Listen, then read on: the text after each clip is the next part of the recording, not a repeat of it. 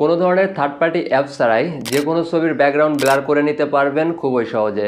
মজার ব্যাপারটা হচ্ছে এই কাজটা আপনি আপনার ফোনে থাকা গুগল ফটোস দিয়েই করতে পারবেন, আর ছবির রেজাল্ট হবে একদম রিয়েলিস্টিক ডিএসএলআরের মতো।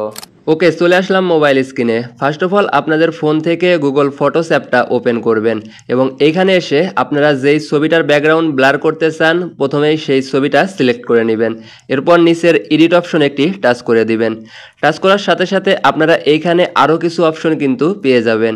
এগুলো যদি আপনারা ডান দিকে একটু টান দেন তাহলে টুলস বলে কিন্তু একটা লেখা পেয়ে যাবেন, আর এই টুলসের আন্ডারেই দেখতে পাচ্ছেন যে একদম প্রথমে ব্লার বলে একটি অপশন আছে।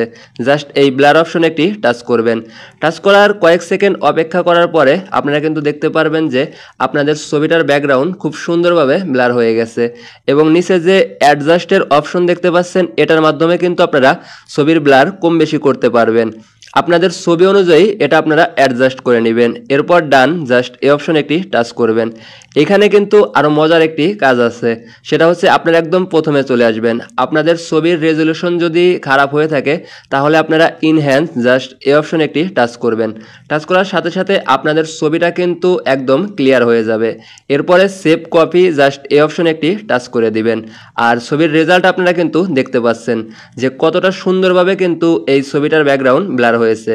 তো এই ছিল মূলত আজকের ভিডিও। আশা করি সবাই বিস্তারিত একটা ধারণা পেয়েছেন। সবাই ভালো থাকবেন, সুস্থ থাকবেন। আল্লাহ হাফেজ।